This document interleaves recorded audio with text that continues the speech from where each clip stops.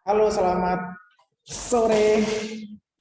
Selamat sore, Pak. Terima kasih sudah hadir di pertemuan ke-13. Hari ini agenda kita adalah ngomongin UAS. UAS yang lagi 1 bulan lagi kita akan ngobrolin sekarang. Karena apa? Pertemuan 13, 14, 15 itu menyangkut tentang UAS. Jadi apa yang kita lakukan di pertemuan ini akan menyangkut ke UAS. Kenapa? Karena kemarin kita di pertemuan 11-12 kita udah ngobrolin soal cara mengomentari UI dari website, apps ataupun desktop apps, mobile apps itu yang punya orang gitu. Sekarang kita dan boleh juga yang punya orang tapi private gitu, misalkan website perusahaan. Gitu. Boleh juga yang umum gitu, misalkan yang udah gede namanya kayak kemarin di Facebook dan sebagainya. Sekarang kita beranjak ke dari komentar kita akan beranjak ke pembuatan gitu. Jadi izinkan saya share screen untuk memberikan ini sama kalian. Oke. Di pertemuan 13, 14, 15 saya akan memberikan 3 contoh sebuah perancangan ya antarmuka, perancangan UI pada sebuah TA, ada dua TA contoh dan satu contoh project dari saya. Jadi di sini saya bagi itu menjadi satu. Yang pertama adalah yang saya sarankan adalah pembuatan suatu UI dari sebuah sistem informasi. Yang kedua adalah UI dari sebuah decision support system, dalam artian ini adalah aplikasi dalam pecahan data science. Yang ketiga adalah pembuatan project di apps mobile. Gitu. Itu di project saya. Terus di sini ada kondisi dengan framework ataupun tanpa framework, yaitu tanpa framework ya dia akan mengikuti framework ataupun format TA yang pada umumnya gitu. Ada juga yang menggunakan framework, jadi itu akan memberikan suatu pembeda terhadap hasilnya. Ya, jadi seperti itu. Oke, kita mulai dari sebuah studi kasus ya. Ini kakak tingkat kalian ataupun mungkin teman seangkatan kalian yang ada di angkatan 18 ya. Jadi kita akan melihat ada sistem berjalan seperti apa sih gitu. Jadi dia bikin sistem informasi pembayaran SPP ya. Jadi dia bikin seperti itu. Di sini pembayaran SPP kita lihat dari analisis sistem yang berjalan. Jadi existingnya seperti apa. Ada dua kondisi analisis sistem yang berjalan, yaitu yang pertama tanpa sistem tapi dia sudah memiliki alur. Tanpa sistem tapi sudah memiliki alur, dalam artian dia sudah bisa bekerja seperti itu tapi masih manual. Atau yang kedua, dia sudah punya sistem tapi masih dapat ditingkatkan. Gitu. Jadi misalkan kemarin gitu, misalnya nih, yang kemarin desktop akan kalian ubah jadi web. Yang kemarin hanya berbasis web saja, sekarang kalian akan ubah menjadi multiplatform dalam kondisi mungkin mobile apps.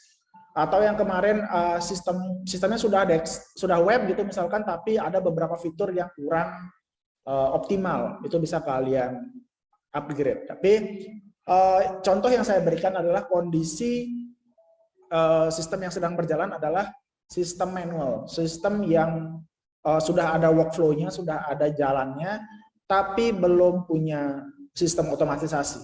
Jadi masih manual.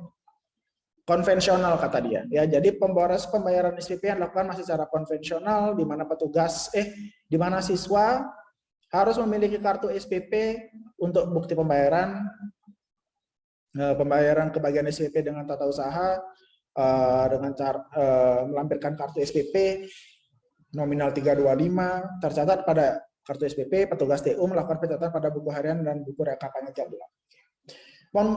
Maaf sebelumnya karena ini adalah copy dari sebuah TA, jadi mungkin ada banyak typo, jadi kita akan mengertikannya bersama, nggak masalah.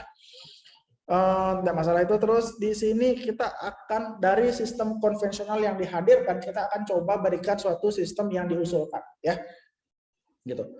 Jadi di sistem nanti, gitu, pada sistem siswa menyerahkan uang SPP pada petugas TU, kemudian petugas TU melakukan penginputan pembayaran ke dalam sistem yang dibuat. Kemudian sistem akan melakukan suatu proses pencarian apakah tersebut melalui tindakan atau tidak, ada proses pencarian. Apakah sistem itu akan melampirkan bukti pembayaran SPP tersebut, akan tersimpan pada database pembayaran. Setelah selesai petugas TU melakukan print out bukti pembayaran SPP diserahkan pada siswa tersebut, serta petugas TU membuat laporan SPP serta laporan tunggakan yang dilihat oleh kepala sekolah.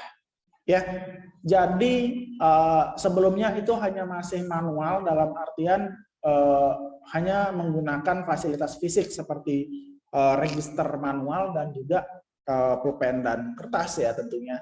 Terus di sini dari sistem yang akan dikembangkan itu menggunakan sistem terotomatisasi, jadi menggunakan bantuan software, gampang seperti itu, sehingga terjadi kondisi konvensional yang berbasis teks itu akan diubah menjadi kondisi digital.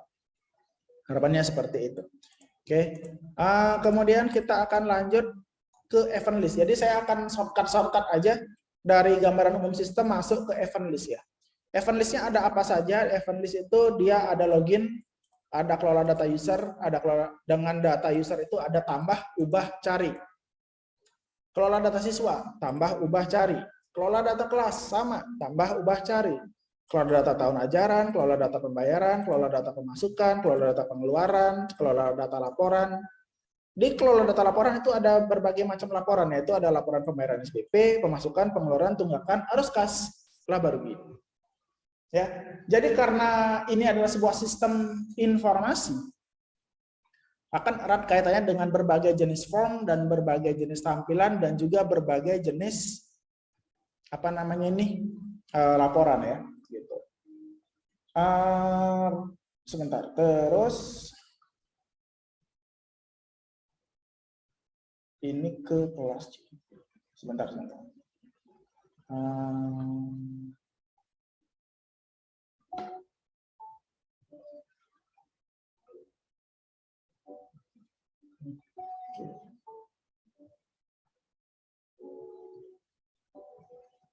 Sudah. Oke, jadi seperti itu. Selanjutnya di sini saya akan berikan sebuah rancangan ya. Di sini ada contoh rancangan. Yang pertama saya punya login, standar banget, ada username, ada. Jadi saya punya beberapa tampilan standar di sini. Saya punya logo kan biasanya, saya punya username, saya punya password, saya punya login, saya punya batal. Gitu.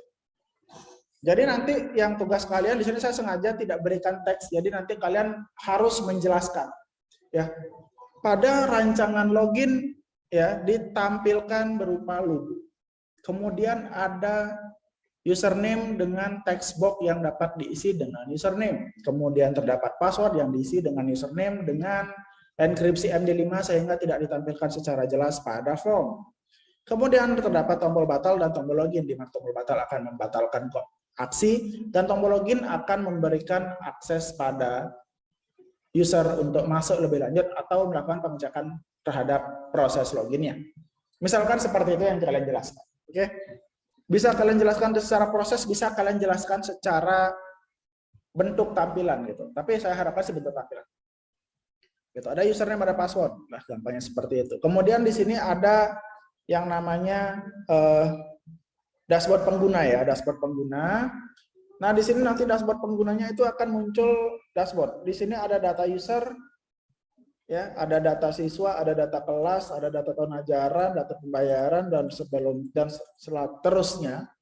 Kemudian dashboard akan diberikan ucapan selamat datang, ada persentase siswa lunas dan menunggak, ada jumlah bulan yang akan ditampilkan. Contohnya seperti itu. Kemudian lanjut, ada data user. Data user itu ketika ini diklik di navbar, dia akan muncul data user. Data user itu ada tombol tambah, ada tombol edit, dan ada tombol hapus. Dan di sini akan diberikan masing-masing detailnya ya. Ketika tambah data user itu akan muncul tambahan hanging floating apa namanya nih page gitu, floating page, di mana itu akan muncul ada username, ada nama, ada nomor telepon dan jabatan. Kemudian bisa disimpan. Kalau mau cancel tinggal klik di luar. Jadi itu yang diharapkan dari sini. Jadi itu adalah contoh salah satu contoh untuk memaparkan dari sebuah tampilan dari UI ini gitu ya. Kemudian itu untuk ubah data user, kemudian ada data siswa juga ya, ada ada isinya seperti ini, ada tambah ubah. Kemudian kita punya data kelas, ada tambah ubah. Ada data tahun ajaran, kita punya tambah dan ubah. Kita di sini ada data pembayaran, ada tambah dan ubahnya. Kemudian data pemasukan, ada tambah. Data pengeluaran, ada tambah. Laporan pembayaran SPP, ada laporan tunggakan, ada laporan arus kas. Dan juga ada laporan laba rugi. Oke. Kemudian kepala sekolah juga bisa login karena ada akun kepala sekolah. Jadi kepala sekolah bisa login, dashboard, ada laporan pembayaran, laporan tunggakan, laporan arus kas, dan laporan laba rugi. Jadi kepala sekolah bisa melihat laporan aja gitu. Orang tua juga bisa login. Kemudian di sini ada data pembayaran siswa, ada data tunggakan siswa. Oke. Jadi kalau misalkan teman-teman itu coba buka UAS di Elsa, itu juga ada soal yang sudah bisa kalian baca karena ini juga saya inginnya UASnya long term. Kalian bisa cek di situ bahwa kalian akan membuat suatu desain UI. Jadi membuat suatu desain UI beserta dengan kelengkapannya baik dari judul, studi kasus seperti apa sampai dengan penjelasan UI-nya. Tidak perlu ada pengujiannya ya. Jadi cukup teman-teman bikin laporan UI-nya aja. Laporan UI, desain UI-nya aja. Oke. Saya sarankan bisa di Windows pakai Balsamiq atau enggak di mana namanya? Misalkan di Mac bisa pakai atau pakai web yang bisa bikin wireframe atau bikin rancangan UI misalkan gitu. Saya biasanya pakai Mockflow kalau saya, atau enggak Draw.io. Kalau yang scratch banget, saya biasanya pakai Mockflow. Itu untuk yang pertama, contoh yang pertama saya juga akan speed review aja mengenai studi kasus yang kedua. Ini dia bikin decision support system, jadi ini pecahan di data science. Ini konsekuensinya dia akan punya tampilan ataupun event list yang lebih dikit gitu. Jadi dia bisa bikin login, setup dashboard, data keluarga, data kriteria, data bobot kriteria, data keputusan, data laporan beres. Oke. Kemudian yang ketiga proyek saya mengenai tentang game dan kemudian saya menggunakan sebuah framework yang namanya Successive Approximation Model, jadi SAM. Kalau di SAM gitu, di sini ada sebuah step yang bernama Iterative Design Phase, ya. Jadi kalau kalian pahami di sini ada berbagai macam cara untuk kalian dapat memberikan review mengenai sebuah framework, ya. Jadi ada macam-macam framework di mana mereka memiliki kelemahan dan kelebihannya masing-masing, dan saya gunakan SAM, itu adalah pengembangan dari model EDI. Pengembangan itu sistem ini banyak digunakan pada kondisi desain. Ada beberapa hal yang lebih menonjolkan desain daripada mengembangkan sebuah algoritma. Misalnya membuat game, kemudian membuat suatu video, content creation. Biasanya mereka menggunakan kondisi ini. Ya, jadi saya mengimplementasikan model successive approximation model untuk membuat suatu rancangan desain dari sebuah game. Ya, jadi di sini kalau bisa dilihat pada sebuah frameworknya ini banyak sekali soal desain di sini. Ada additional design, ada design proof di sini, alpha beta gold, kemudian di sini semua juga ada desain di sini. Jadi ini erat katanya dengan desain. Jadi menunjukkan desain nomor satu dibandingkan dengan yang lainnya. Itu sih keunggulan dari SAM gitu. Waterfall juga bisa kok, bisa, tapi dia akan jauh lebih ke implementation sama maintenance biasanya. Oke, di sini akan ada hasil dari fase desain gitu, saya jelaskan seperti apa di sini. Kemudian ada prototype, saya jelaskan, dan di sini juga ada tampilannya mengenai apa yang rencana saya buat. Game title di sini, start di sini, setting dan sebagainya. Kemudian di sini ada tampilannya gitu, ya. Jadi ada review, oke. Jadi seperti itu. Kalau misalkan kalian cermati di sini. Yang dibuat sama Feli terkait dengan SPP, dengan dibuat dengan Vivi yang membuat DSS itu event listnya mirip, tapi kenapa tampilannya berbeda? Karena mungkin di DSS itu mungkin pembimbingnya lebih mengarahkan untuk tidak terlalu banyak pada user interface, tapi lebih banyak pada implementasi metode seperti itu, jadi agak sedikit longgar dalam kondisi pembuatan UI-nya. Gitu. Tapi kalau misalkan dia sistem informasi, kemungkinan besar dia akan dituntut untuk memberikan desain dari sebuah halaman, itu akan jauh lebih detail dibandingkan dengan di data science gitu. Tapi di keunggulan di sistem informasi, dia tidak akan menggunakan implementasi metode. Jadi itu jauh lebih nyaman sih ketika kalian itu, oh saya bingung untuk ngurusin metode, ya bisa silahkan. Tapi Pak saya pingin desainnya dikit-dikit aja, tapi saya pingin ngitung pakai Excel, pakai matematikanya aja Pak gitu. Mungkin opsi kalian akan lebih ke data science. Itu adalah opsi yang bisa saya tawarkan. Oke. Kemudian di sini kalian bisa lihat jumlahnya kok bisa seperti itu. Ya itu tergantung. Jadi jumlah, bentuk, ukuran, tata letak itu ada di tangan desainer. Jadi ini macam-macam nanti dampaknya ya. Kayak gitu. Kalian perlu cermati mengenai analisis sistem yang berjalan, analisis sistem yang diusulkan, event list-nya juga bisa dicermati, dan kemudian rancangan UI-nya dan juga penjelasan mengenai rancangan itu sendiri. Jadi seperti itu. UAS kalian seperti itu dikerjakan individu, dibuat laporan berupa paper untuk mirip dengan yang kalian lakukan sekarang ya. Ya, seperti itu kurang lebih mengenai pertemuan ke-13 untuk mengawali segala kegiatan kita nanti menuju UAS kayak gitu. Kira-kira ada pertanyaan terkait dengan pertemuan 13 ataupun UAS? Boleh menyangkut ini ataupun juga TA kalian, kalau ada pertanyaan boleh.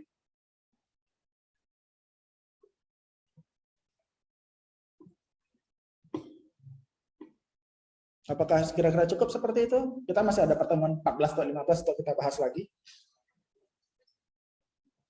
Untuk sistem yang dibuat bebas, Pak. Oke Juni, terima kasih pertanyaannya. Yang sistem yang dibuat bebas, itu suka-suka kalian. Apakah kalian mau coba trial TA yang akan kalian buat, boleh gitu, bebas. Tapi ini dalam artian membuat UI yang kalian inginkan gitu.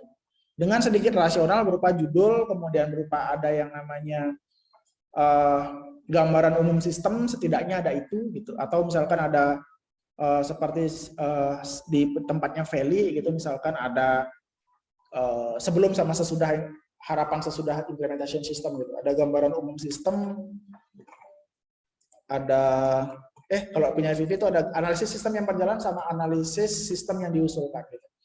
Jadi seperti itu ya Jun ya, bebas aplikasinya mau bentuknya kayak gimana, mau basicnya kayak gimana, apakah web apps, desktop apps, ataupun mobile apps, bebas. Untuk jenisnya, mau di data science, mau sistem informasi, bebas. Mau berapa yang dibuat, bebas. Tapi intinya ada rasionalisasi, ada kejelasan nanti di UAS-nya. Gitu. Nanti kalian langsung aja coba buka-buka di soal UAS di pertemuan 16, kalian coba jawab di situ, coba dibuat dulu supaya kalian nggak SKS nanti di akhir. Jadi coba itu. Oke? Itu mungkin Jun, terima kasih pertanyaannya. Yang lain bagaimana? Kira-kira Pak ada pertanyaan lagi sebelum kita tutup pertemuan kali ini? Terima kasih Jun. Boleh chat, boleh raise hand. Raise hand. Oke, kira-kira sepertinya cukup ya? Cukup ya? Jadi sementara itu untuk pertemuan 13, 14 sama 15 akan saya jelaskan lagi sedikit mengenai apa yang akan kita buat. Oh ya, tidak dipresentasikan, kita hanya mengumpulkan dokumen saja. Saya maunya gampang aja, jadi dikumpulkan dokumennya, kemudian dibuat UAS-nya gitu. Nanti kalau kurang lebih UAS-nya nanti saya akan jelaskan lagi di pertemuan 14. Mungkin saya akan berikan contoh maunya saya kayak gimana di pertemuan 15 mungkin lah kayak gitu. Oke, itu saja mungkin buat teman-teman juga akan saya share juga ini di YouTube, jadi mungkin teman-teman bisa lihat juga apa yang nggak hadir bisa lihat juga. Itu saja untuk pertemuan kali ini. Terima kasih sudah hadir. Mohon maaf mengganggu waktunya. Itu saja. Terima kasih sudah hadir. Selamat malam. Saya izinkan untuk live. Terima kasih. Terima kasih Pak. Terima kasih.